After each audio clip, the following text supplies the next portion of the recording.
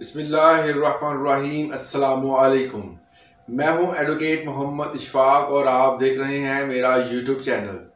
आज जो इन्फॉर्मेशन आपके साथ शेयर करनी है वो है कि सिविल जज कैसे बनते हैं और सिविल जज की सैलरी क्या होती है, इसकी पावर क्या होती है और इसके अख्तियारात क्या होते हैं।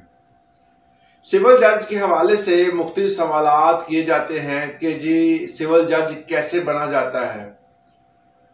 इसके लिए सबसे पहले जो क्राइटेरिया में चीज़ आती है वो है कि आपको LLB का इम्तहान पास करना पड़ता है।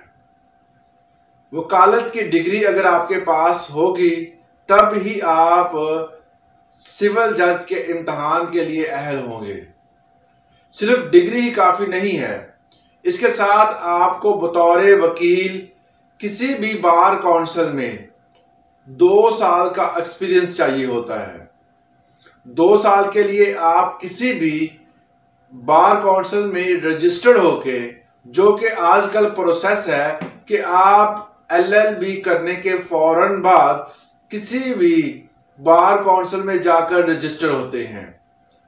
मगर उससे पहले आपको जिस तरह पंजाब में पंजाब बार काउंसिल का लाइसेंस लेना पड़ता है, एक गैट का एग्जाम है, ग्रेजुएट असेसमेंट टेस्ट जो होता है वो देना पड़ता है जो HEC लेती है। HEC का वो एग्जाम पास करने के बाद आपको लाइसेंस मिलता है आपकी बार काउंसिल का, जो कि पंजाब में वर्किंग करती है। एक बॉडी स्ट्रक्चर है जिसमें आपका रजिस्टर्ड होना लाजमी है। उसके बाद तहसील लेवल पर आपको किसी भी बार काउंसिल में जाकर रजिस्टर्ड होना होता है। 2 साल आप वहां पर गुजारते हैं, वहां पर मुकदमात की पैरवी करते हैं और तमाम प्रोसीजर को सीखते हैं। 2 साल के बाद आप किसी भी इम्तहान में बैठ सकते हैं सिविल जज के। सिविल जज का इम्तहान जो होता है वो हाई कोर्ट डायरेक्ट भी ले लेता है और अक्सर औकात पब्लिक सर्विस कमीशन जो है वो इस इम्तहान का इनेकाद करती है। इस इम्तहान में मुख्तलिफ किस्म की जो बुक्स आपने LLB के इम्तहान में पढ़ी होती हैं वो तमाम बुक्स जो होती हैं उन्हीं में से सवालात आते हैं और उसके डिफरेंट पेपर होते हैं और तकरीबन तमाम पेपर्स के अगर नंबर देखे जाएं तो 1100 बनते हैं। उसके में आपका इंटरव्यू होगा, रिटन टेस्ट होगा। इसके साथ अगर आप ये इम्तहान पास कर लेते हैं, इंटरव्यू क्लियर कर लेते हैं तो आपको सिविल जज के लिए अपॉइंट कर लिया जाता है।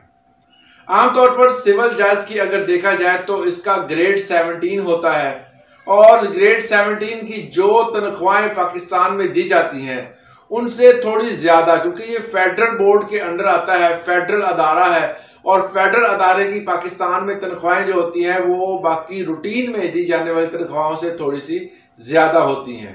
इनको गाड़ी भी दी जाती है, कन्वेंस भी दी जाती है, पेट्रोल का जो भी सूरत हाल होती है जितना इस्तेमाल करना था वो भी इनको मंथली मिलता है, एक घर मिलता है, कुछ 2-3 नौकर में मिल जाते हैं। तो ये तमाम जो फैसिलिटीज होती हैं वो एक 17 ग्रेड के सिविल जज को दी जाती हैं।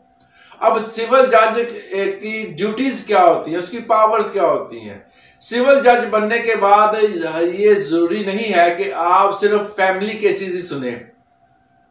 ये ड्यूटी जो होती है, जुडिशरी जो आपकी ड्यूटी लगाती है वो आपको किसी भी स्पेशल ड्यूटी पर भेज सकती है। जिस तरह कुछ जजेस साहबान होते हैं वो सिविल जज होते हैं मगर वो वापटा के केसेस सुन रहे होते हैं, कुछ होते हैं वो रेवेन्यू का सुन रहे होते हैं, कुछ गवर्नमेंट के जो भी जॉब्स के सिलसिले में जो केसेस बनते हैं उनको सुन रहे होते हैं। हर एक का जो है वो डिफरेंट जो उनको ट्रेनिंग दी जाती है और उनको वहां पर तैनात कर दिया जाता है। इनकी पावर की बात की जाए तो पावर्स इनकी बहुत ज्यादा होती हैं। किस तरह कि वो किसी भी डिपार्टमेंट में किसी बंदे को बुलाकर पूछताछ कर सकते हैं कि वो अपनी ड्यूटी क्यों नहीं सही कर रहा। इसके अलावा जितने भी गवर्नमेंट के डिपार्टमेंट में उनका विजिट कर सकते हैं, उनकी कारकर्दगी को चेक भी कर सकते हैं। अगर किसी जगह पर खुर्द-बुर्द हो रही है तो वहां जाकर उसको रोक भी सकते हैं। तो उनकी पावर का अंदाजा आप इस चीज से लगा सकते हैं कि एक डिपार्टमेंट, एक अदालत जो है वो उनके अंडर चल रही होती है, और वहां पर बैठकर उन्होंने वकील साहबान के साथ मिलकर एक एहसन तरीके के साथ अवाम को इंसाफ के तराजू में रखते हुए फैसले करने होते हैं। ये फैसले जो होते हैं वो हमारे कानून के मुताबिक किए जाते हैं, और इन्हीं के मुताबिक जो है वो अवाम को रिलीफ दिया जाता है।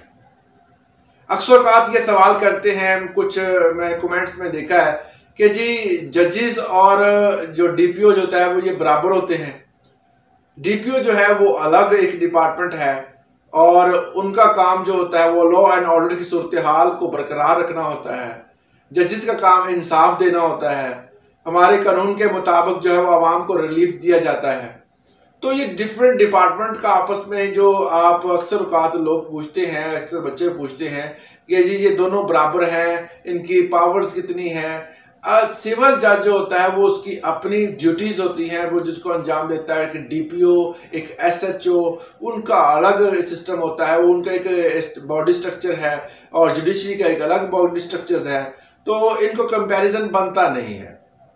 तो सिविल जज के इम्तहान के लिए आपको बेसिक जो मैंने चीजें बताई, पहले ही आपको वकालत का लाइसेंस होना चाहिए, 2 साल का एक्सपीरियंस होना चाहिए, और इसके साथ आपने जो बुक्स पढ़ी हुई हैं उसकी तैयारी होनी चाहिए। फिर आप जाकर इस क्राइटेरिया पे पूरा उतरते हैं और एग्जाम दे सकते हैं। उसके बाद अगर आप एग्जाम को पास कर लेते हैं तो आपको एज ए सिविल जज किसी जगह पर तैनात कर दिया जाता है। तो ये थी आज की वीडियो। उम्मीद करता हूं इससे आपको फायदा होगा। अगर आप हमसे कोई भी लीगल एडवाइस लेना चाहते हैं तो व्हाट्सएप पे वॉइस मैसेज किया करें, और अगर आपको हमारी वीडियो अच्छी लगे इसको लाइक करें, शेयर करें, हमारे चैनल को सब्सक्राइब करें। अल्लाह हाफिज।